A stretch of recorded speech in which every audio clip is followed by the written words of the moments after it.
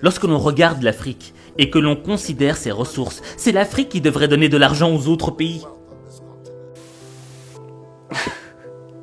Le président du Ghana, Nana Akufo-Addo, a reçu Emmanuel Macron au Ghana.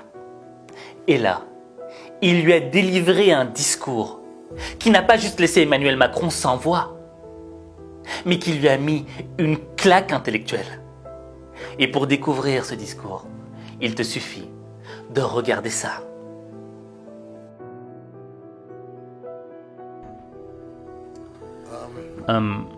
J'espère que le commentaire que je m'apprête à faire au sujet de ce problème ne va offenser personne dans cette salle.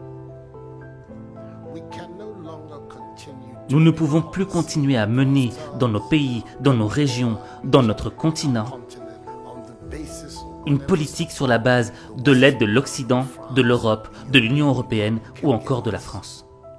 Cela n'a pas marché, ça ne marche pas et ça ne marchera pas. Il est de notre responsabilité de trouver des moyens pour développer nos nations par nous-mêmes.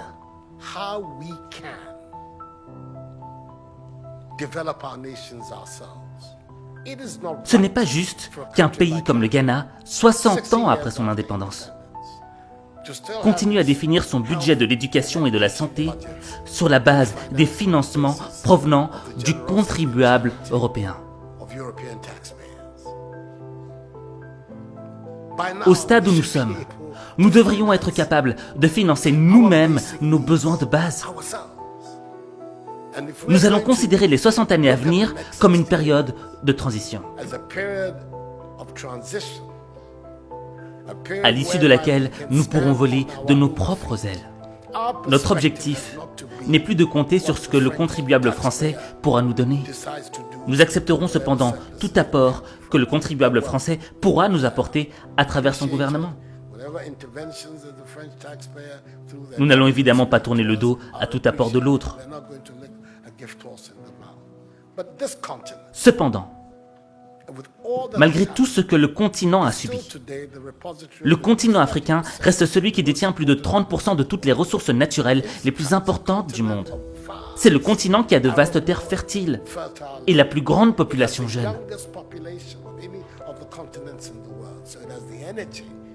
Ce qui constitue une énergie et un dynamisme dont ce continent a besoin.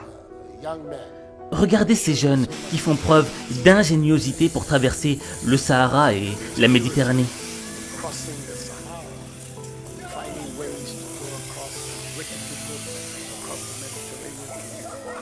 Nous avons besoin de cette énergie et de cette ingéniosité sur notre continent. Et cette énergie-là, nous l'aurons ici, sur notre continent, si nous implémentons des systèmes politiques qui montrent à ces jeunes qu'ils sont l'espoir et qu'il y a des opportunités ici en Afrique.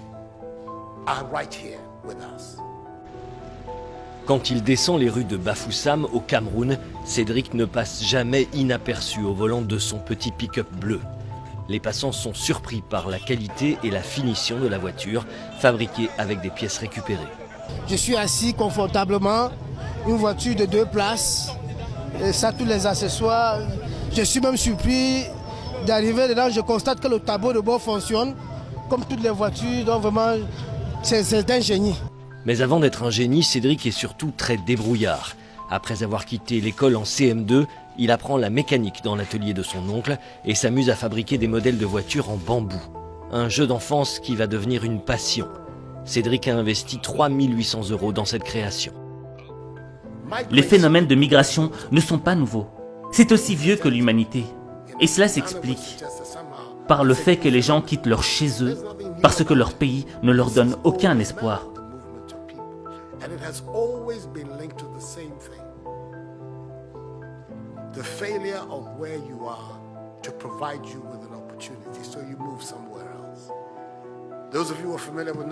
Ceux d'entre vous qui connaissent l'histoire de l'Europe savent que les grandes vagues d'immigration en Europe au XIXe siècle partaient d'Italie et d'Irlande.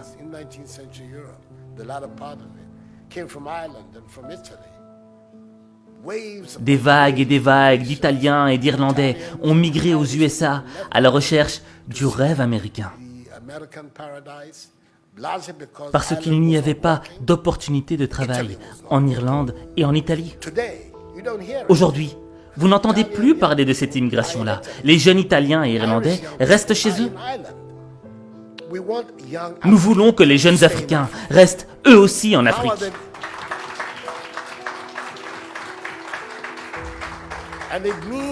Pour cela, nous devons refuser cet état d'esprit d'assister.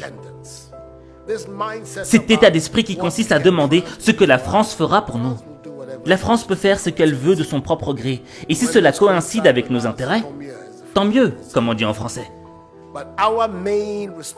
Mais notre principale responsabilité en tant que leader et en tant que citoyen, c'est de développer nos propres pays, de mettre sur pied des systèmes de gouvernance qui nous permettront d'avoir des leaders responsables de leurs actes et qui utilisent les moyens mis à leur disposition pour le bien du peuple et non pas pour leur propre intérêt. Notre préoccupation devrait consister à nous demander ce que nous devons faire pour éviter que l'Afrique ne continue à mendier de l'aide et à demander de l'aumône dans ce 21e siècle.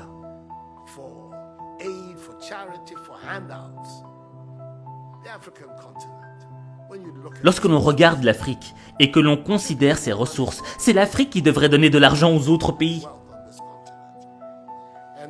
Sans vouloir offenser le président français, car je suis francophile et je n'ai aucun problème avec la coopération française.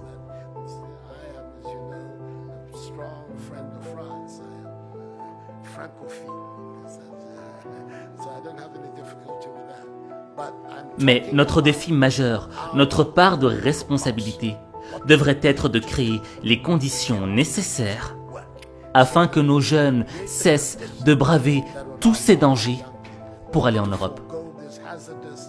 Ils n'y vont pas parce qu'ils le veulent, mais parce qu'ils pensent qu'il n'y a pas d'opportunité dans nos propres pays. Ces conditions, nous pouvons les créer si nous changeons cette mentalité de personnes qui dépendent des autres. Et si nous parvenons à nous débarrasser de cela, de cette mentalité d'assister, nous verrons que dans une décennie, l'Afrique émergera et on aura une nouvelle génération d'Africains.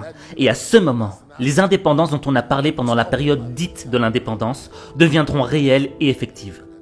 J'espère qu'en disant cela, je n'offense personne dans l'assistance. Ceci est ce à quoi je crois fermement. C'est pourquoi le slogan de mon mandat est « Nous voulons construire le Ghana sans recours aux aides ».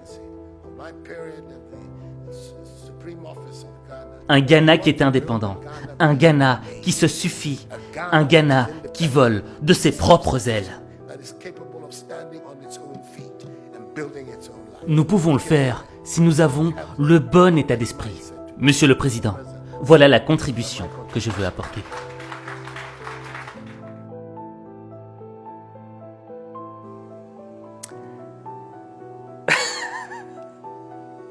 Ce président est trop fort. Ce président du Ghana est trop fort. Parce qu'il est là, il délivre un discours et après il dit « Hey, j'espère que j'ai blessé personne, hein, ok? Ouais, cool, hein.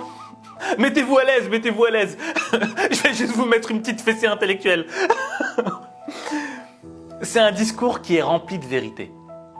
D'accord? Et je pense que l'élément le plus important à retenir dans ce discours, c'est l'aspect de la dépendance. Il le dit. Il ne faut plus que l'Africain soit dépendant de la main qu'il nourrit. Le problème, c'est quoi? C'est que ce soit à l'échelle d'un pays ou que ce soit à notre propre échelle individuelle, souvent, on est très souvent dépendant des autres. Dépendant d'un job, dépendant d'une personne qu'on aime. Au fait, on attend qu'on nous donne les choses. Mais quand on est dans cette position de dépendance, entre guillemets, on est soumis. Et lorsqu'on est soumis, cela signifie que l'on devient un spectateur de sa vie. Parce que le changement ne vient pas de nous. Le changement vient de celui qui nous donne la chose. Et là, le président Nana Akufo-Addo, il a compris que le vrai changement ne viendrait pas des autres, mais qu'il viendrait de nous-mêmes, de l'intérieur. Je le dis souvent, la seule variable du changement de ta vie, c'est toi. Tu es la seule variable. Et le premier pas que tu dois enclencher pour transformer ta vie, c'est ne plus être dépendant des autres, dépendant des hommes, dépendant d'un job, dépendant de l'argent, dépendant de ce que les autres pensent de toi. Tu dois être dépendant de toi-même. Et tu ne dois attendre d'applaudissements que de toi-même. Et le jour où tu auras compris cela, ta vie changera. Parce que ta vie, il n'y a que toi qui peux la changer. Il n'y a que toi. Alors, j'ai une question à te poser, d'accord? Ok, ce président ghanéen, il est trop fort. Mais est-ce qu'il n'y a pas un autre président qui t'a inspiré aussi? Ou même une personnalité, tu vois? Quelqu'un qui, à travers un discours, a peut-être changé quelque chose dans ta vie. Dis-le en commentaire. Et en fonction de ce que tu diras en commentaire, eh bien peut-être que j'en ferai une vidéo. Moi j'ai une idée, ce serait peut-être... Quand même, lui aussi il avait des sacrés discours. Bref, en tout cas, j'attends de lire ton commentaire. Et n'oublie pas aussi que ma masterclass est sortie, la masterclass Ultra Boost.